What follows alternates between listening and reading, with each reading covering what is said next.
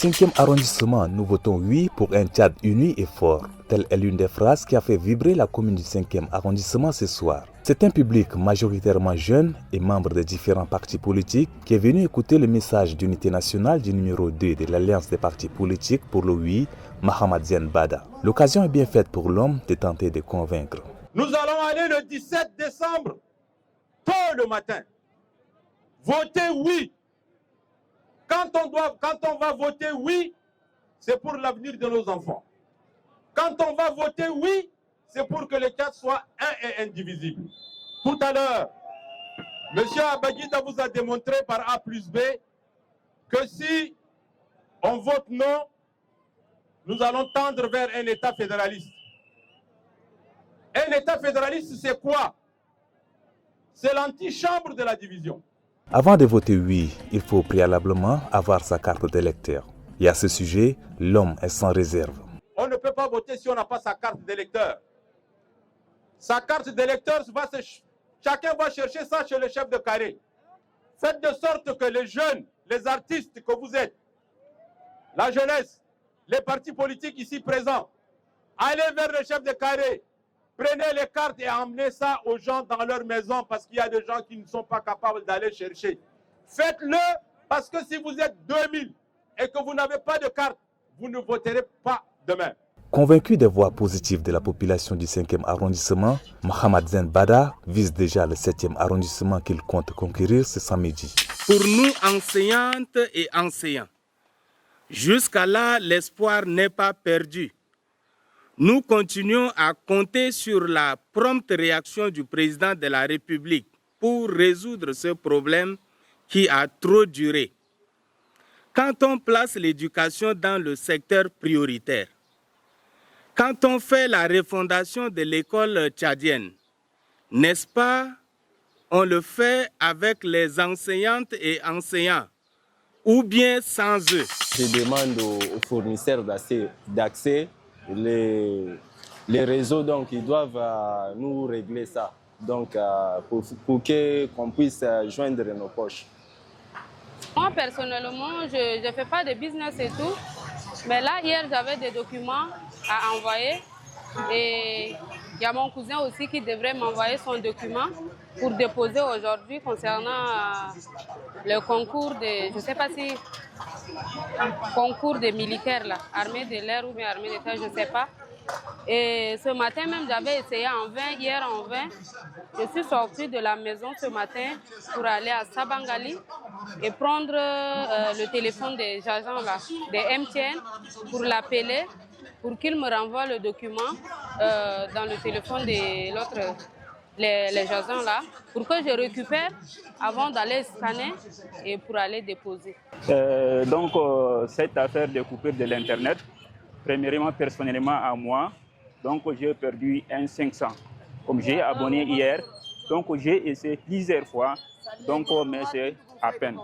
Donc deuxième fois le matin, donc j'ai un cousin qui a son papa à l'étranger. Donc comme ils font business avec donc maintenant les téléphones Android.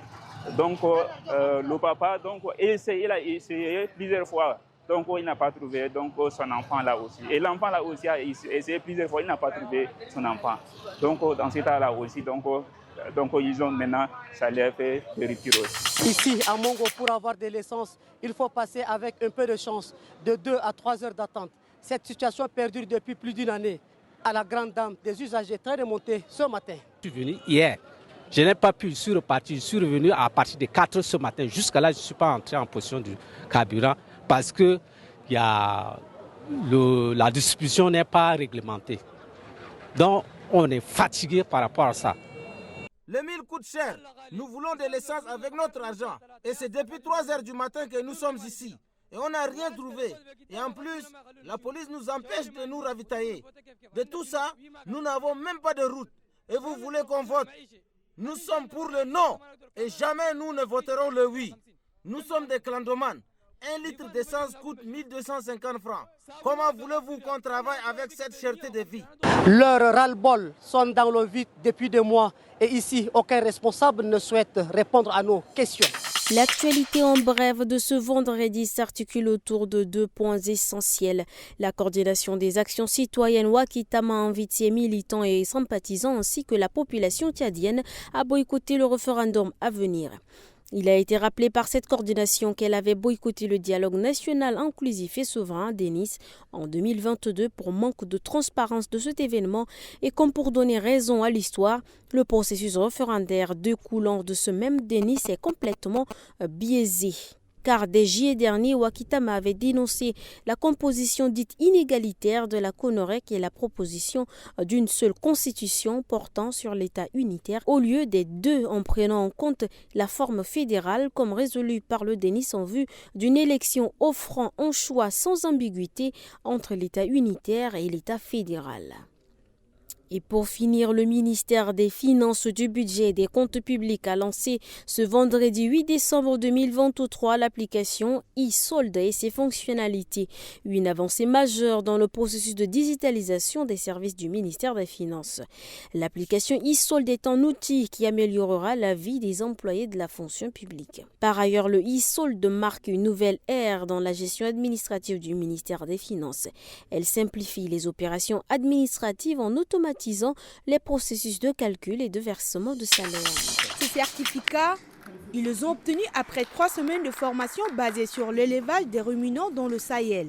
3 semaines durant lesquelles les 28 participants de l'URED ont été initiés aux différentes techniques de l'insémination artificielle chez les ruminants. À l'issue de cette formation dispensée par les experts hongrois, les participants ne cachent pas leur satisfaction.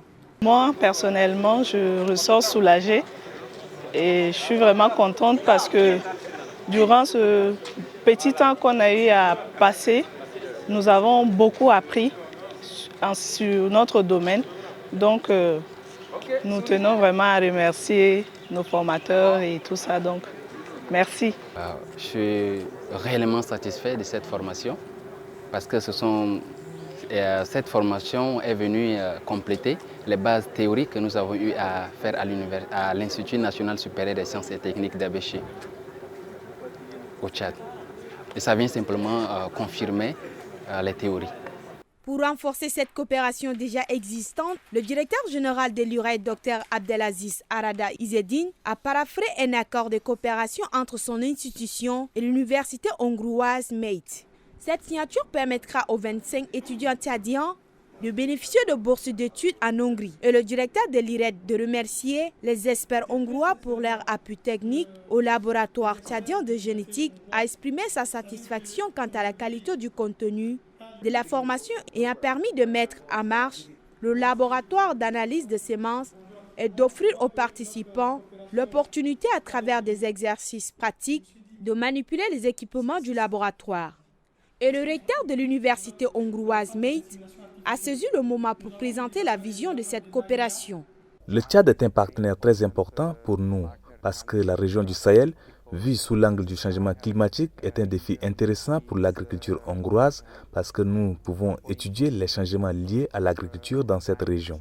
Et d'un côté, nous avons développé un programme de formation pour l'agriculture tchadienne.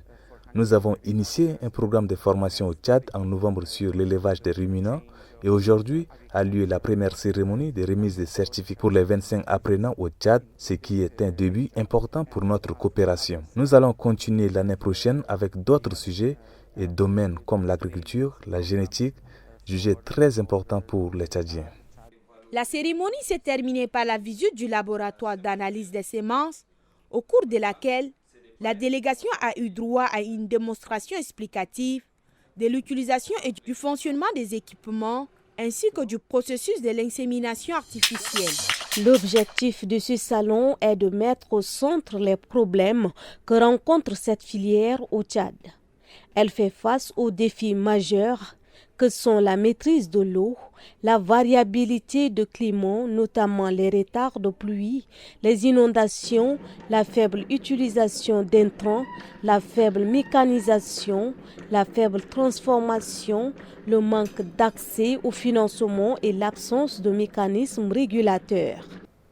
Le gouvernement, à travers le ministère de la Production et de la Transformation agricole, travaille activement pour développer la production locale de riz afin d'atteindre l'autosuffisance alimentaire en riz et de stimuler la croissance économique à travers l'agriculture.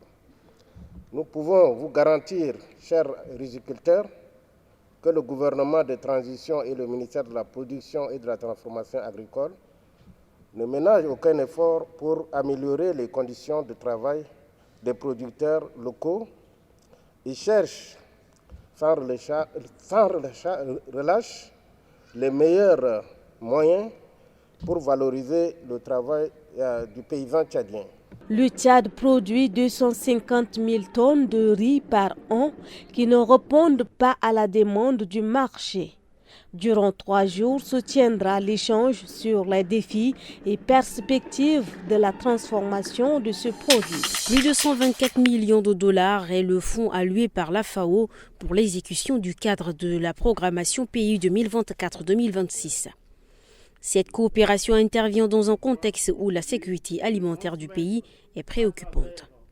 Les priorités et résultats attendus de ce nouveau plan de programme sont suggérés sur le nouveau cadre stratégique de la FAO que j'ai précité et aussi sur l'agenda 2030 au sein des interventions qui seront guidées par le prisme de l'ODD numéro 1, éliminer la pauvreté, l'ODD numéro 2, éliminer la faim et l'ODD numéro 10, réduire les inégalités. Les contributions de la FAO sur la transformation de systèmes alimentaires soutenant tous les ODD que les Nations Unies avaient déterminés. Ce programme, selon le gouvernement tchadien, va permettre le changement du niveau alimentaire du pays. La priorité des priorités est de vaincre la faim et la malnutrition d'ici 2030, conformément à la vision 2030, le Tchad que nous voulons, et au programme de développement durable 2030 des Nations Unies. Cela rentre dans la droite ligne des résolutions du dialogue national inclusif et souverain visant la refondation du Tchad pour une nation égalitaire où le droit à l'alimentation sera une réalité. Vaincre la faim et la malnutrition au Tchad d'ici 2030 est l'un des axes de lutte du gouvernement.